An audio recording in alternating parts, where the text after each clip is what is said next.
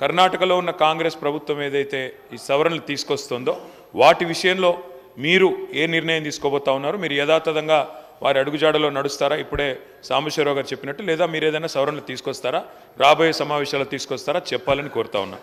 రెండవది, మన ఇప్పుడు ఇందాకనే హరీష్ రావు గారు చెప్పారు, మొన్న ఈ మధ్యన సుందరయ్య విజ్ఞాన్ భవన్లో పౌర హక్కుల కేంద్రం వాళ్ళు ఒక సభ పెట్టుకుంటామంటే కూడా పోలీసు వాళ్ళు అనుమతి ఇవ్వలేదు.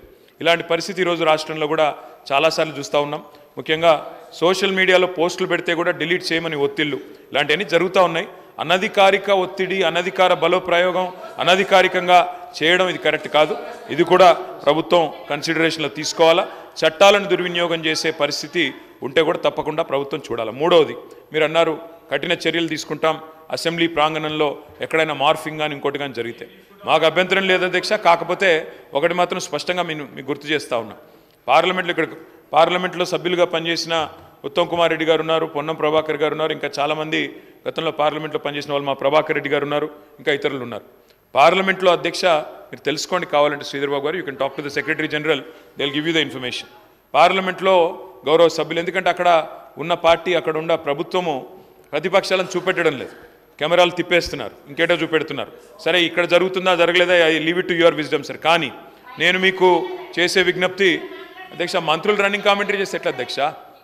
ట్రెజరీ బెంచెస్ అది కూడా మంత్రులు రన్నింగ్ కామెంటరీ ఏంది అధ్యక్ష? అధ్యక్ష మినిస్టర్ గారు, గౌరవం అనేది గౌరవానికి సంబంధించిన అంశం అన్నారు అధ్యక్ష. నేను ఒకటి గుర్తు చేస్తా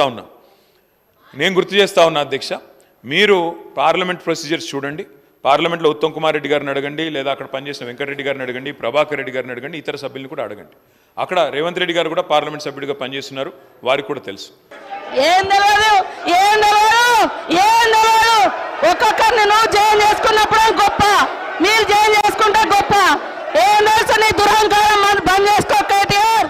ఏం తెలియదు అంటున్నా, అడుగు మరి అడుగు.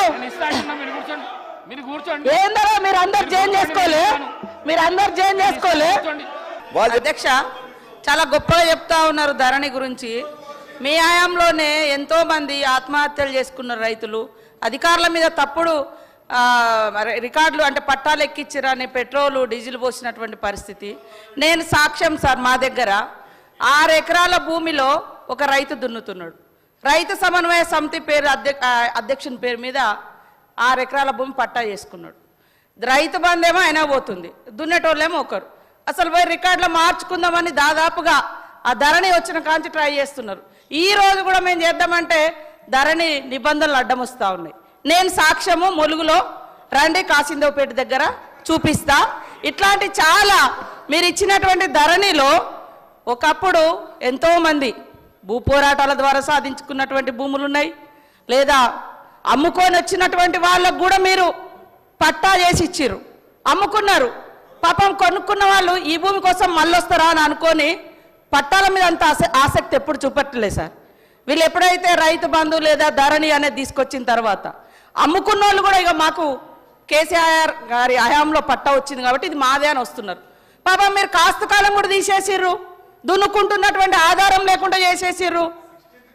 ఇవన్నీ మీరు చేసి మరి అద్భుతం అంటే ఇప్పుడు మీరు అన్నట్టుగా గ్రామీణ ప్రాంతాల నుంచే మాకు ఎక్కువ రిజల్ట్ ఇచ్చిర్రు. ధరణి అంటేనే ఒక భయాన్ని ఇచ్చేటువంటి దానిలాగా మీరు ఆ యొక్క చట్టాన్ని చేసిర్రు కాబట్టే ఇవాళ తీసుకురావాల్సి వచ్చింది. అదే కాకుండా అనేక మంది అడుగుతున్నారు మమ్మల్ని, ఇంకెప్పుడు మారుస్తారు, ఇంకెప్పుడు మాకు ఒరిజినల్గా మేము సాగులో ఉన్నటువంటి వాళ్లకు హక్కులు వస్తాయని. కాబట్టి ఇప్పటికైనా మీరు వాస్తవాలు తెలుసుకోండి, గ్రామీణ ప్రాంతాల్లో జరుగుతున్నటువంటిది. ఇట్లా ఇప్పటికి కూడా మా దగ్గర నేను అనేక సార్లు అసెంబ్లీలో కూడా చెప్పిన, ఉమ్మర్ ఖాన్ పేరు మీద ఇంకా పట్టా వెళ్తుంది. ఎప్పుడో వాళ్ళ నాన్న కలెక్టర్ అంట నిజాం కాలంలో, అప్పుడు 16,000 ఎకరాల భూములు పట్టాలు చేసుకున్నారు. మన రాజేశ్వర రెడ్డి అన్న గారికి కూడా తెలుసు మల్లంపల్లి ప్రాంతంలో ఏం జరుగుతుందో, మైనింగ్ కానీ ఇవి ఇతరత్ర కానీ. సాగులో ఒకరు ఉన్నారు, పట్టాలు ఒకరికి వచ్చింది, పాపం వాళ్ళకి ఎలాంటి ఆధారం లేకుండా అవుతున్నది, ఆత్మహత్యలు అవుతున్నాయి, హత్యలైనాయి. మీరు వీఆర్ఓలను తీసేసారు. ఎందుకు తీసేసారు? వాళ్ళు తప్పులు చేసినా తీసేసారు. మరి 5 ఏళ్ళు మీకు టైం ఉండే, కనీసం ఒక్క తప్పునైనా సరిదిద్ది మళ్ళీ ఎవరికైతే భూములు దక్కాలో వాళ్ళకు హక్కు ఇచ్చిరా? ఇవ్వలేదు మీరు. కాబట్టే ఈరోజు ఇందిరమ్మ ప్రభుత్వంలో. ఎందుకంటే ఇందిరాగాంధీ గారు అంటేనే భూ పంపిణీకి ఆద్యురాలు. 7 times 7 విడతలుగా పేదలకు ఎస్సీ ఎస్టీలకు అసైన్ భూములు పంచినటువంటి ఘనత కాంగ్రెస్ ప్రభుత్వంది. ఆ పట్టాలు కూడా మీరేమంటారు, మీకు ఇది గవర్నమెంట్ భూమి కాబట్టి మేము గుంజుకుంటున్నాం అని లాక్కొని అనేక మందికి వాళ్ళ దగ్గర నుంచి లాక్కున్నారు. కొన్నాళ్ళు ఖాళీ ఉంచారు, తర్వాత ఎవరిదో పేరు వచ్చి అని ఉంటుంది అదే గవర్నమెంట్ భూమి అనే పేరు మీద. కానీ గవర్నమెంట్ భూమి కాబట్టే ఆ రోజు ఇందిరాగాంధీ గారు ఎస్సీ ఎస్టీలకు వెట్టి చాకరి నుంచి విముక్తి కలిగించడం కోసం అసైన్ చట్టం తీసుకొచ్చి భూములు పంచింది. కానీ ఈరోజు చూస్తే అధ్యక్ష, సీలింగ్ యాక్ట్ తుంగలో తొక్కబడ్డది. కళ్ళ ముంగట్నే వందలాది ఎకరాలు వేలాది ఎకరాలు ఫామ్ హౌజులతో కూడుకున్నటువంటి భూమి ఏదైతే భూ వికేంద్రీకరణ జరిగిందో, భూ పంపిణీ వచ్చిందో, అది వాళ్ళ మళ్ళా కేంద్రీకృతమై ఒక్కొక్కరు మరి ఏ రకంగా ఫామ్ హౌజులు కనబడుతున్నాయో అది మరి సీలింగ్ యాక్ట్ కిందికి రాదా? కాబట్టి ఇట్లాంటి అన్నీ కూడా సీనన్న గారు రాబోయేటువంటి భూమాత ఏదైతే చట్టం ఉందో ఖచ్చితంగా ఇవన్నీ మీరు విస్తృతంగా చర్చకు పెట్టాలి. రైతుల యొక్క ఆవేదన వినాలి, ఆబ్జెక్షన్స్ తెలుసుకోవాలి. తద్వారా ఒక అద్భుతమైనటువంటి చట్టాన్ని పేదలు కూడా భూమి మీద ఆధారపడి జీవించేటువంటి హక్కును కల్పించే విధంగా తీసుకురావాలని కూడా వారిని కోరుతా ఉన్న అధ్యక్ష. అక్కడ సభ్యులు వీడియోలు కూడా తీస్తున్నారు, ఫోటోలు కూడా తీస్తున్నారు లోపల నుంచి. ఎందుకంటే అక్కడ నిరసన చెప్పే హక్కు ఉన్నప్పటికీ అక్కడ ఉన్న ప్రభుత్వం అక్కడ ఉన్న ప్రొసీజర్లో వాళ్ళు కంట్రోల్ చేస్తున్నారు. ప్రజాస్వామిక హక్కు ప్రతిపక్షాలది ఏదైతే ఉందో దాన్ని వాళ్ళు మొత్తానికి మొత్తంగా. కేటీఆర్ గారు 1 minute.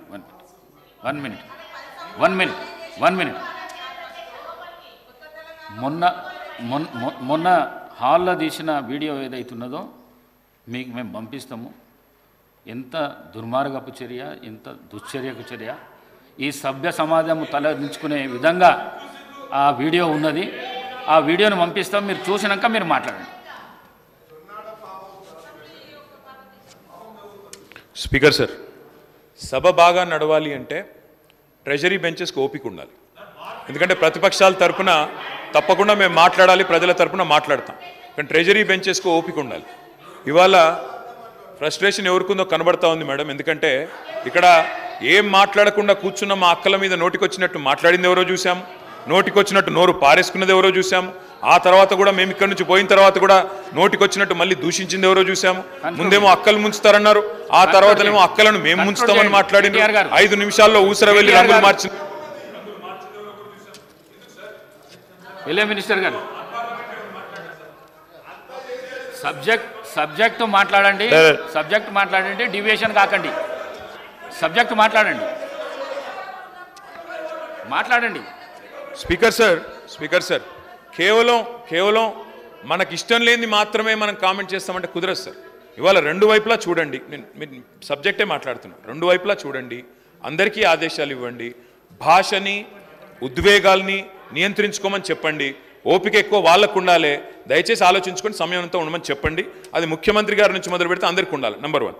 నెంబర్ 2 అధ్యక్ష, పోలీస్ వాళ్ళు ఈ మధ్యన సుందరయ్య విజ్ఞాన్ కేంద్రంలో పౌర హక్కుల సంఘం వాళ్ళు మీటింగ్ పెట్టుకుంటామంటే ఆ విషయంలో వారు మరి ఏ చట్టం పెట్టుకుని వాళ్ళు నిరాకరించారో తెలియదు, వాళ్ళు బాధపడతా ఉన్నారు. దయచేసి ఇలాంటి సంఘటనలు పునరావృతం కాకుండా చూడండి. అధ్యక్ష, ఇప్పుడే మంత్రి గారు మాట్లాడుతూ ఒక ఆధునికమైన హైకోర్టు కడతామని చెప్పారు. అధ్యక్ష ఈ రన్నింగ్ కామెంటరీ మంత్రులు చేయడమేం సార్, ఇది ఎక్కడ చూడలేదు నేను. అధ్యక్ష ఇంకొక మాట, అధ్యక్ష హైకోర్టు భవనం ఆధునికంగా కడతామన్నారు. We welcome it. కాకపోతే అధ్యక్ష, ప్రొఫెసర్ జయశంకర్ వ్యవసాయ విశ్వవిద్యాలయ విద్యార్థులు ఒకరోజు కాదు అధ్యక్ష, దాదాపు 100 రోజులు తమ వ్యవసాయ విశ్వవిద్యాలయ భూములు తీసుకోవద్దు, మా భూముల్లో కాకుండా ఇంకెక్కడైనా కట్టండి హైకోర్టు అని చెప్పి వారు ఆందోళన కూడా చేశారు. నేను రాష్ట్ర ప్రభుత్వ దృష్టికి తీసుకొని వస్తా ఉన్నా. వ్యవసాయ విశ్వవిద్యాలయంలో జరగాల్సింది పరిశోధనలు, వ్యవసాయ విశ్వవిద్యాలయంలో జరగాల్సింది సాంకేతికపరమైన ఆలోచనలు. దానికి భూమి కూడా అవసరం సార్, ఎందుకంటే అక్కడ ఫీల్డ్ ఎక్స్పెరిమెంట్స్ చేయాలి. ఆ ఫీల్డ్ ఎక్స్పెరిమెంట్స్ నుంచి వచ్చే రీసెర్చ్ డెవలప్మెంట్ ద్వారానే కొత్త వంగడాలు కానీ కొత్త ఆలోచనలు కానీ రైతాంగానికి, వ్యవసాయానికి, రాష్ట్రానికి ఉపయోగపడే విధంగా చేయాలి. కాబట్టి దయచేసి నేను ప్రభుత్వానికి కోరేది, వ్యవసాయ విశ్వవిద్యాలయ భూములు తీసుకొని హైకోర్టులో 100 ఎకరాలు కేటాయిస్తామనే ఆలోచన ఏదైతే ఉందో దయచేసి దాన్ని విరమించుకోండి. అక్కడ విద్యార్థులు ఆందోళన చేస్తూ ఉన్నారు, అక్కడి శాస్త్రవేత్తలు ఆందోళన చేస్తూ ఉన్నారు, అక్కడి యూనివర్సిటీ ప్రొఫెసర్లు ఆందోళన చేస్తూ ఉన్నారు. అక్కడి వారందరూ కూడా ఆందోళన చేస్తున్న నేపథ్యంలో ప్రొఫెసర్ జయశంకర్ వ్యవసాయ విశ్వవిద్యాలయ విద్యార్థుల ఆందోళనను దృష్టిలో పెట్టుకొని వారు విరమించుకోవాలా ప్రతిపాదన మరో చోట హైకోర్టు ప్రతిపాదించాలని కోరుతాం.